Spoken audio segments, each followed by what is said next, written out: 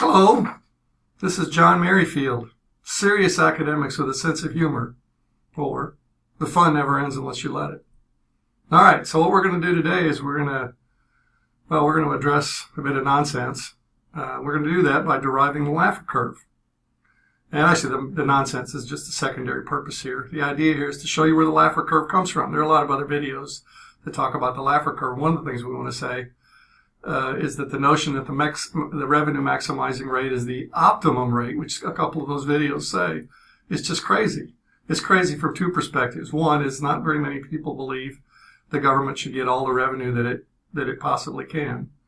And second, there's an optimization factor. The revenue maximizing rate is definitely not the one where the marginal benefits equal to marginal costs, which is the best amount of anything. Just in case I'm talking a little bit of jargon to some of you, marginal benefit just means the rate of change in the benefits that are rising. And the marginal cost is just the rate of change in the costs, which are also rising with quantity. So the optimal rate is for anything. The economic golden rule is where the additional benefit is just barely enough to cover the additional cost, and where one additional unit would cause the additional benefit to be less than the additional cost. All right, so with that said, we'll go back to some of the jargon, the marginal benefit and marginal cost. And again, because the fun never ends unless you let it, we're going to use a concrete example. See, there it is. Just to flash the diagram. You see at the top, we're going to talk about the market for concrete. And we're going to ask what happens as we successively tax it at a higher rate. Okay, so we're going to start off with the concrete graph, just to kind of orient you to all of these things. Look up there where it says demand, D, MPB is equal to MSB, just to the down and below where the word concrete is. Okay, so we're just declaring there that there's no spillover benefits. The consumers of concrete are going to get all the benefits of using that concrete. Again, what do we mean by a spillover? A third-party effect, a physical third-party effect that's not compensated either by gainers or losers in some cases. Okay, so on the supply side there where I'm wiggling my finger, same thing. MPC is equal to MSC. I'm getting a little disoriented because everything's backwards with the screen. Okay, so sometimes I'll move it one direction, go, whoops, I meant to move it the other direction. All right, so over there, okay, see I'm wiggling the wrong finger. All right, so right there, supply line reflects the cost of producing concrete, right? The rising cost per unit, opportunity cost, as we produce more concrete in the short run when the number of concrete producers and concrete producing facilities are fixed. Okay, so we have our market equilibrium there at Q0 is equal to 247, right at the bottom of the page. And the printer was a little bit challenged producing this, so I had to scribble in some of the numbers that didn't print on the page. You see also at the top there where it says 24 MPC plus 20. That's the supply line if we put a $20 tax on concrete.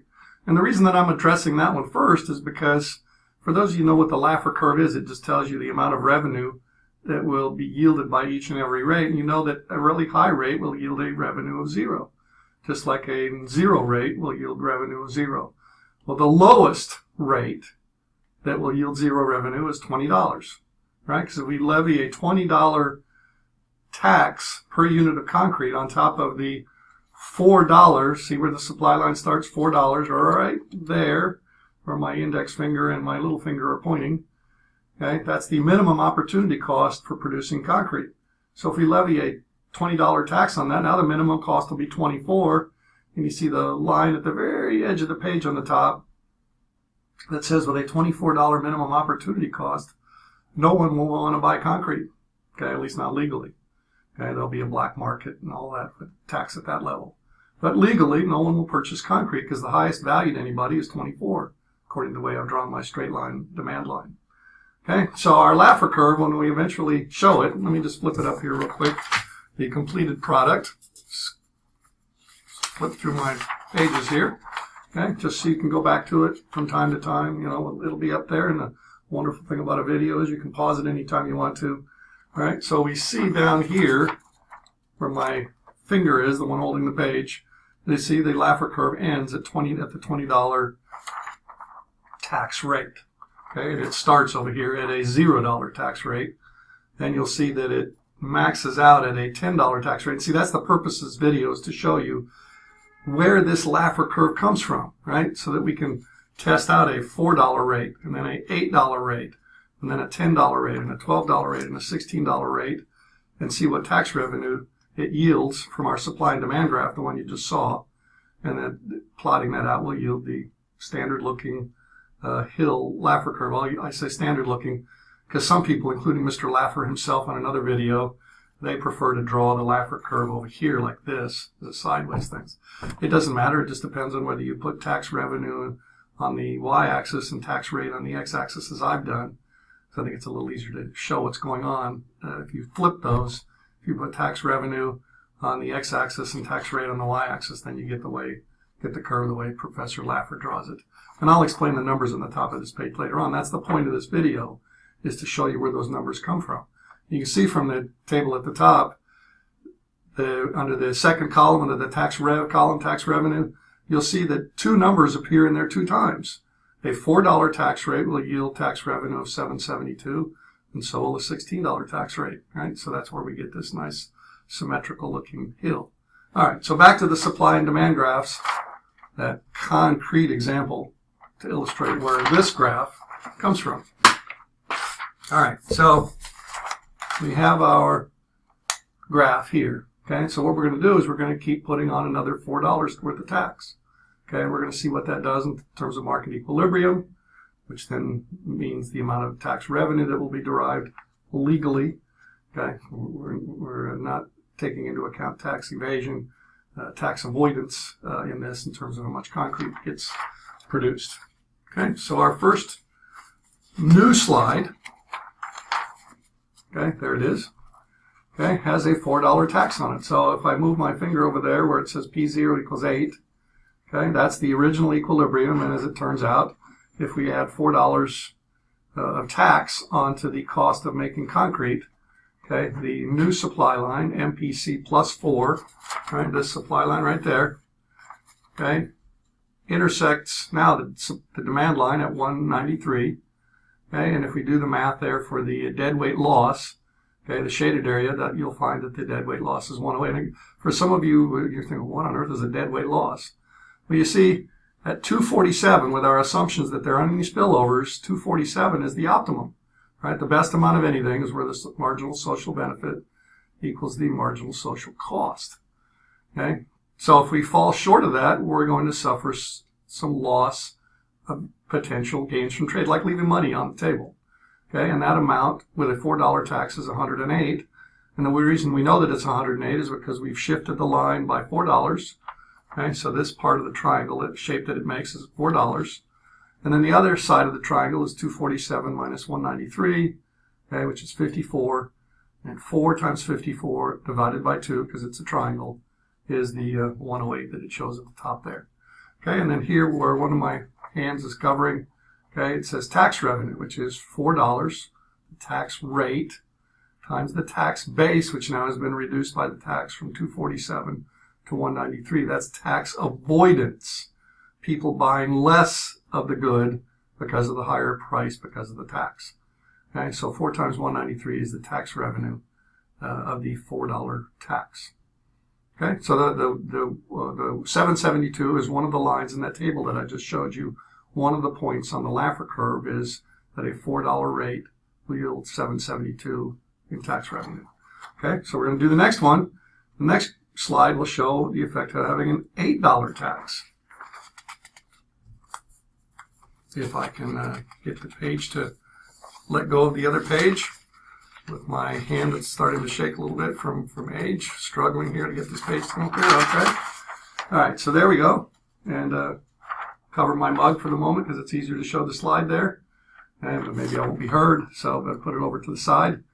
All right, so now the supply line with MPC plus 8, the $8 tax now, starts at 12, slopes up from there at the same rate as the original S0, okay, which reflected the actual costs of making the concrete. And now our deadweight loss is between the 147, that will be the equilibrium with the $8 tax. And again, it's an $8 tax. Don't look at the 12 here, is the sum of the $4 down here, where my finger's wiggling, and the $8 tax, though it's 12, is the minimum cost with an $8 tax to make any of this product.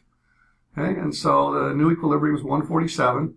Okay, and that will dictate the tax revenue. 147 times 8 is 1176. Okay, and now the deadweight loss will be 400. Okay, the 247. Okay, right there where my finger's covering the 247 didn't get printed. Okay, the 247, the original equilibrium, minus 147 to 100 times the 8. Right, this difference between the two lines. 100 times 8 divided by 2 is 400. Okay, so again, this tax revenue amount over here will be a point on the Laffer curve, right? The revenue yield of an $8 tax. Okay, now notice one thing. The deadweight loss with the $4 tax was 108. The deadweight loss with the $8 tax was 400, doubling the tax. Okay, an additional $4 of tax, almost quadrupled the deadweight loss. Right, so the marginal cost of the tax itself is increasing. It's increasing. I'll leave it there. All right, so we're going to go to the next one. We're going to start the next supply line at 16 because the next slide will show a tax of $12 on concrete. And what you'll notice right away here, probably depending where you look first, is right there where my finger's wiggling, $12 per unit times 98, right, the new equilibrium right there, okay, with the $12 tax, right, with MPC plus 12, right up there, and the tax revenue is 1176. That's the same tax revenue as when the tax rate was 8. See, now you know why some people call half of the Laffer curve the insane range. We're imposing costs on the economy. We're making people mad.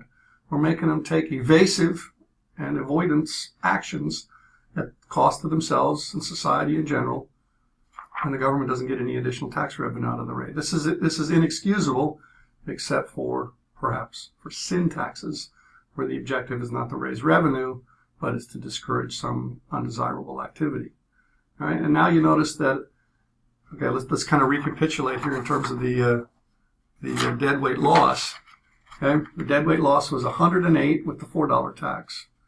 It was 400 with the $12 tax, right? So in addition, the change of $2.92, okay, right? The second $4 of tax from $4 to $8 imposed a deadweight loss of an additional $2.92, and now this additional $4 tax imposes another $4.94 of deadweight loss. Again, the marginal cost is rising, and the amount of additional revenue is not rising nearly as fast, right? So the marginal benefits could be said to be not as high as the marginal costs. Okay, so they're not justifying this additional taxation. Of course, we have to go a little further, and what are we using the additional money for? Maybe it's something very critical, and so imposing some efficiency on the economy is worth the additional government services. That's beyond the scope of our discussion today. Okay, so one more time, okay, we're going to now impose a $16 tax, which means that this supply line will shift up here to start at 20. Okay, so let's see what that looks like. Okay, whoa, big time deadweight loss. All right, now with tax avoidance, we're all the way down to only 48.25 being consumed at the $16 rate. Again, how do you tell the 16? 4 without a tax is the minimum opportunity cost. 16 more is the minimum opportunity cost with the $16 tax. Okay, and the difference between the equilibrium of 48 and the optimum of 247 determines where that deadweight loss triangle is, how much of the gains from trade from producing concrete we've eliminated by taxing concrete so heavily. Now notice over here, tax revenue, $16 rate times the 48.25 that's legally sold at that price reflecting that rate. Tax revenue $772. That's the same amount of revenue as if we just levied a $4 tax. It's truly nuts. Okay, now in the case of a straight line demand line, the maximum revenue will always be halfway between the 0 revenue points. Okay, so what does that mean? Well, no tax rate at all yields 0 revenue. And as we showed at the first slide, if the supply line is shifted by the tax all the way up here to 24, right, that'll yield 0 revenue. So a $20 tax is the lowest rate that yields 0 revenue.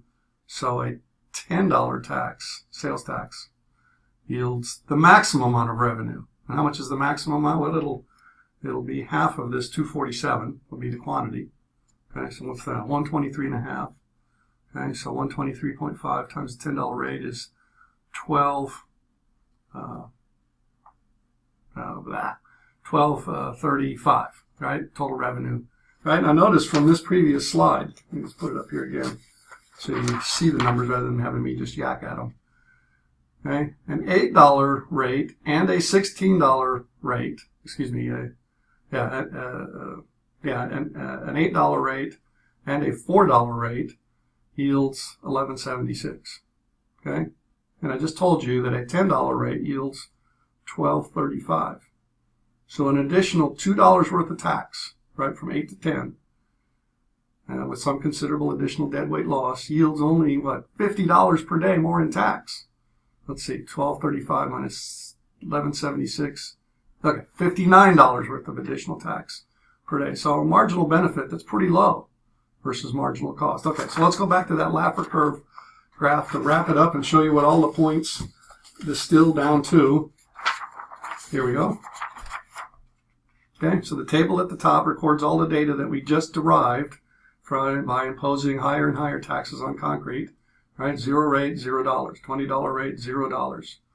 Okay, 772 is the additional revenue from 0 to 772 with the $4 tax, and the additional deadweight loss is additional deadweight, just the deadweight loss is 108. That's in the second to last column.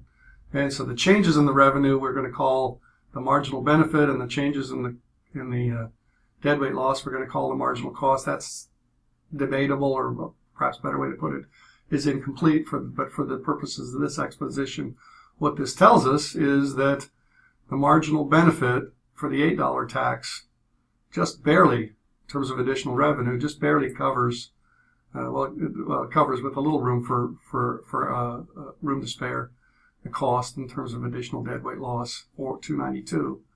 And so in that sense, if we use that as the measure of optimum, something slightly more than $8, although probably not very much more than $8, would be the optimum in terms of marginal benefit equaling marginal cost.